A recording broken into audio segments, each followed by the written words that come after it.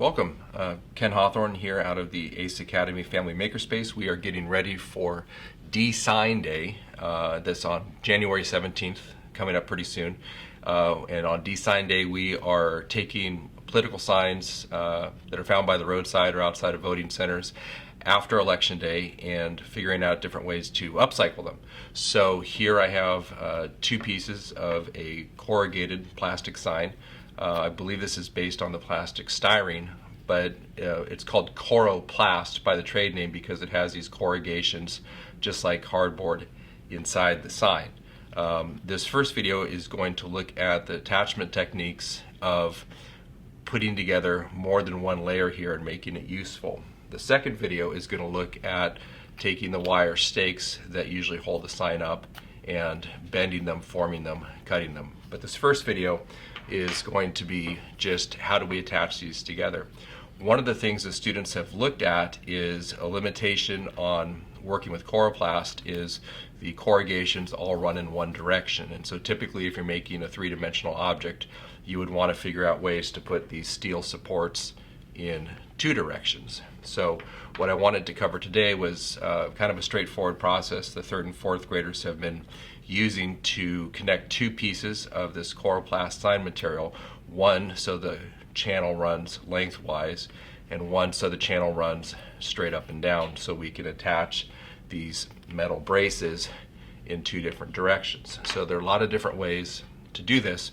One of the ones we were trying last week was using a spray adhesive, and it's very, very effective, but it doesn't smell good. It's not something that you can do indoors. So really getting ready for Design Day, I am looking at hand tools, things that are safe for students in middle elementary school to use.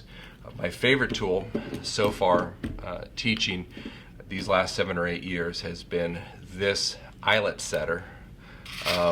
These are eyelets. Eyelets are small mushroom-shaped pieces of metal. Let me see if I can zoom in here just a little bit further. There we are. So that's what an eyelet looks like, and this is an eyelet setter. There are two things on this tool that function a little bit differently. Most people pick this up and they think they're going to put something into the jaws here. Ow, ow. But the first step is actually to use on the ears. If you look carefully, you can see those small punches. There's a small punch and a large punch. We're going to be using the large punch to set a hole inside the material that is the outer diameter of that smaller shaft. So before we do that, I want to align these two pieces that we're going to be using. Zoom out a little bit here and get them so the grain or the corrugations are 90 degrees offset to one another. So I'm going to turn this to 90 degrees, and then I'm going to use a very small screwdriver because I want to mark more than one hole. So I'm going to hold these aligned to each other. I'm going to take a small screwdriver and I'm going to punch holes that will locate these four pieces. Because we're going to be punching these holes individually, it's important to reference on the top and bottom layer how these are aligned because we're doing it by hand, so the dimensions are not exact. So in this case, I've got 4 holes, and what I'm going to do is I'm going to take the larger punch there. I'm going to come underneath and I'm going to look and center that hole. And most of the time this little donut hole comes out.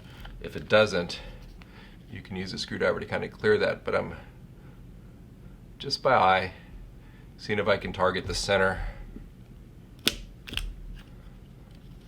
of that and trying to get these 4 holes to align. The one thing that I should have done, which I did not do, is mark up on both of the pieces. I just realized that. What I mean by that is now that I'm twisting this piece around, because it was by hand, the orientation is off. So I'm going to go ahead, finish these 4 holes, and then rotate it until the holes most perfectly align. So the eyelet does a couple of different things. It reinforces the surface of the plastic, and it also gives us a durable metal joint, so this pulling action is not going to allow the plastic to rip. And so even if we are using, screws after or any other type of attachment method, it's really important to try to get the plastic so it's not going to rip. And as you can see, sometimes the little donut holes get a little schmooey in there. Centering over the donut holes. That one's a little hard to see. Let me make that a little more. Make sure my fingers on the other side are not in the way. Make those a little more visible. This was a second layer, so a little harder to see. That's easier to see. Center there.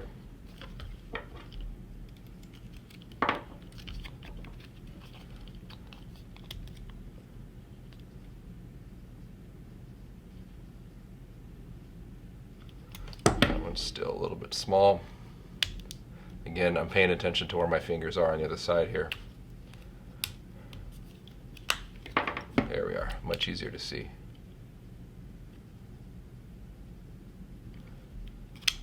You're just looking through this top hole to align those. Let's see if I can zoom in and kind of show you what that looks like. There, you can actually see the hole inside. Okay. Punch out that hole. As I said, I should have, because this was done by hand and by eye, I should have aligned on both sides which part was up. But I think we're rough enough now. I can go ahead and just rotate this.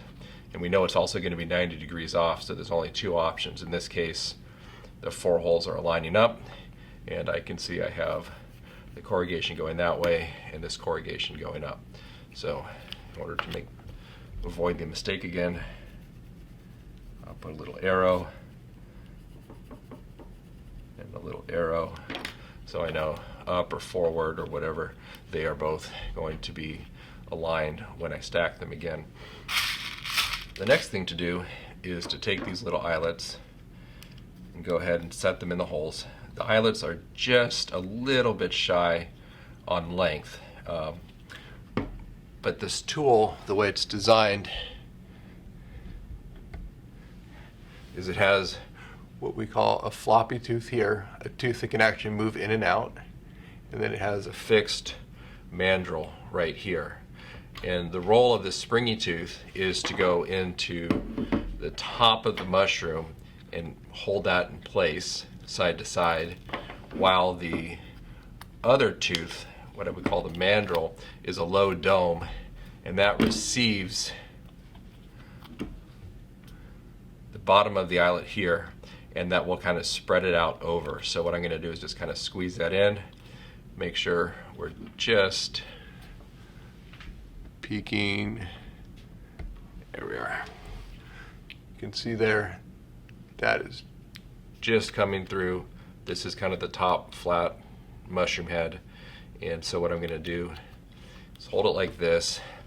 And again, this floppy tooth here, that floppy tooth is going to go in to the top of the mushroom. I'll try to give you a side view. So we're looking down, we crush it, and we can see that that is now spread out completely. These eyelets have a small surface, kind of like pre-cuts on them here, and so when it's pushed against that mandrel, those just kind of spread out like a flower. So I'm going to do that on each of these corners. And while I'm doing that, I'll just reinforce that a lot of the STEM education classes, the science classes, the makerspace classes, a lot of these have been using this tool the last 7 years. I find that it's absolutely magical to get students working in parallel with each other. So that is absolutely crucial, as opposed to waiting in line for a power tool or laser cutter or anything that requires where you just have one of them in the makerspace.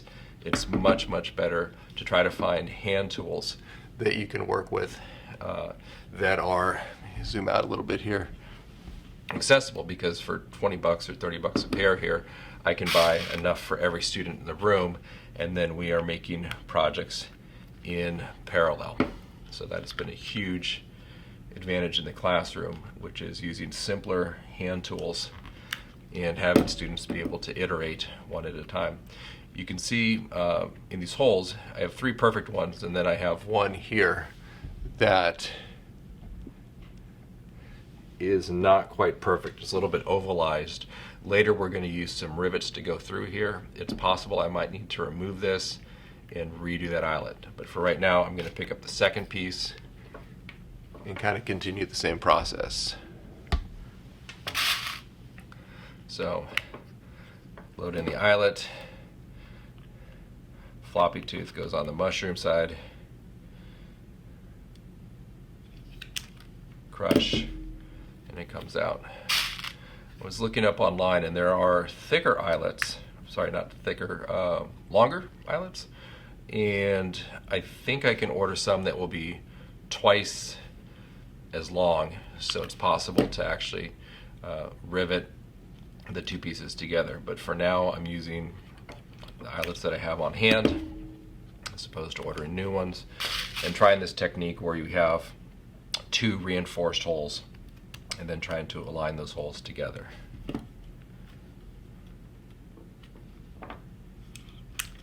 And our last one.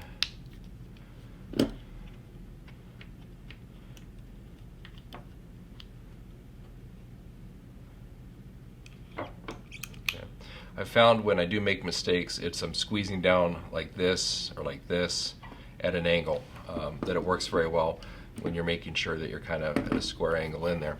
So we have this chloroplast kind of crushed down at the 4 edges. And I'm looking for the arrows. Arrows say they'll align that way. Excellent. So now what I want to do is use a tool that surprisingly few students have learned how to use, which is a rivet gun. So take a moment to clear off all of our little donut holes outside of here. Okay. The rivet gun, this is, if you haven't seen it before, you've certainly seen the work. If you think back to either an older style airplane, I've got a few of these, and there's a bare metal skin and you have all those dots. Those are rivets holding the 2 overlapping pieces of metal together. Also, if you look back in some of the older construction videos of skyscrapers in black and white, you'll see a person on one side taking a hot chunk of metal, sticking it in between 2 plates, and another person hammering it on the other side.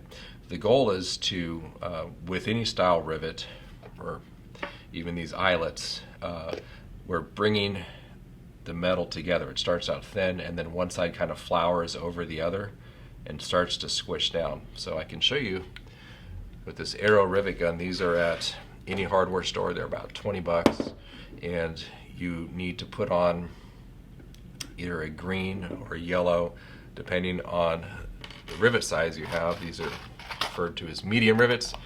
They need this green attachment, and what that's doing is just sizing. There's something that looks like a nail sticking out here, and then there's see if I can zoom in for this one. There we are. There's a little kind of like a bulbous head there, and I'm going to try this just without anything attaching. I just want to show you that with each squeeze, we get this bulbous head kind of being drawn down into that tube, and so the diameter of the tube is increasing. After 4 or 5 squeezes, we're going to get a snap, and we'll have pulled hard enough to actually, under tension, snap off this piece here. So you can see that this piece now has small marks on it, like some teeth were grabbing it, and this new one doesn't have those marks. You can see this has been pulled apart under stress, and we have kind of a fatter plug, slightly deformed, but certainly a larger diameter than what it started as. So where that's useful is if you have a ring that is metal and this starts to roll down, it's going to start to spread kind of over that metal. And I'm going to try it with, let's see, arrow, this piece here. So again, we've got our corrugations lined opposite of each other, and there's kind of a ugly side. Well, maybe it's not ugly, it looks like a flower, but this is a cleaner look for whatever you're building on the outside. And the top of the rivet's the same way. So the top of the rivet is going to be looking a lot nicer when it is sticking up here. So I'm going to take these two pieces, I'm going to take the rivet gun, stick it in there. It's important to make sure that these stay aligned. 3, 4, and that's already started to catch it. I think what I'm going to do is I'm going to leave it like that before it's actually broken and permanent, because I want to come around to this side and start the same thing. So the plastic that's deforming a little bit, this will still be a square and everything will be aligned. So much like if you were tightening lug nuts on a car, there's a pattern to it. So because this is stretching the surface of the material, I'm going to go with 3, and then I'm going to add a rivet into the third hole here.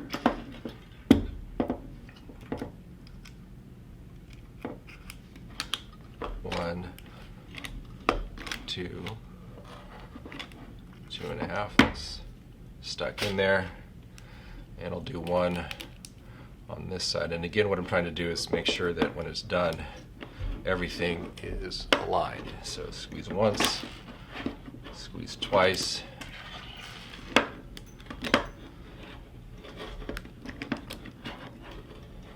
Okay, that feels like everything is aligned. These are deforming on kind of the top of the inside of that eyelet. So now I'm going to come back around and really pull hard. 3. It's kind of a game to keep this. Usually you're up against a large surface, not usually a small flimsy thing like that, and so you're pushing the the rivet gun down to the surface. In this case, the surface comes in and out, and it's a lot easier to work on a big project versus a small project. Okay, we've got our first one here. The sample, I'm definitely pushing into the gun because there's a dynamic for this to come back out after each squeeze. It's kind of ratcheting and resetting on there. So, okay, and one more. I would say that as far as cost, rivets are used so often in construction, especially with sheet metal construction, that if you haven't used a rivet gun, I'm looking at the cost of these rivets. They're extremely inexpensive. I think the gun was 20 bucks, and I think it was like $5 for 100 of these rivets. That's actually really good pricing compared to these eyelets, which are usually used in, you can buy these at Michael's. They're used in scrapbooking. They've got a beautiful powder coated color to them, and then I think this is about $25. So I think the rivet gun is actually cheaper, but the hole punch on this eyelet setter is absolutely amazing. It cuts very cleanly through a lot of materials. So now that I have that,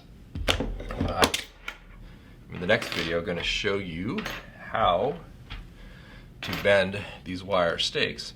But what the students and I were discussing was, if you can take these wire stakes, bend them at 90 degrees, then, or 45 degrees, or really whatever angle you want, it just seems like that there's a lot of possibility for construction when you can have these angling up. So in this case, we could choose to take a couple more of these, find out where the best alignment is on them. I think one more hole.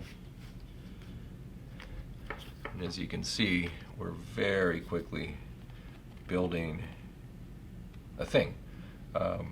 In the makerspace, I try not to build models of exactly what the thing is. I view my job more as tools and techniques. So in this case, we would be able to continue around, stick in some more 90-degree angles. But this is an interesting technique with rivets and eyelets. Again, you're using the metal eyelets here to reinforce the plastic, and then you're coming in with a rivet here to go through the two metal eyelets, and you have something that is strong and permanent. Kind of the question is there a Lego type system that we can make here, where instead of different size Lego tiles and blocks, is there a system where we have, I don't know what you call them, intersections or intersecting blocks, and then maybe on design day we make a whole bunch of these, bend things in a standardized way and have a Lego building set? Or is it more free-forming? The last thing that I wanted to show you is a grommet. And a grommet, something that you've seen in canvas, making a tent or a sail. A grommet is a very low-tech tool. A grommet is essentially an eyelet. You see it has the same mushroom shape here, but it also has a backing plate here. And we found that these grommets were tall enough that we could actually attach two of these pieces together. I think when there's more surface area going out and the hole's bigger, that means there's more surface area on the inside, and so you get something that is extremely strong. So I'll probably go into that a little bit further at the event, but a grommet toolkit I think is about $8 on Amazon. It's got a mandrel, and you essentially use this wood block in here. You choose the size punch you want, and by punch I just mean a hard sharpened tube. Put down your plastic. I actually take the block out. Put down the plastic, hammer a hole. Once you hammer a hole, mandrel goes down, this goes in the plastic, and then you just hammer over the top of this and it forms over. You can see just kind of rolls a bead over there. So those are a couple of tools that we're going to be using on design day, and looking forward to having you along. Thank you.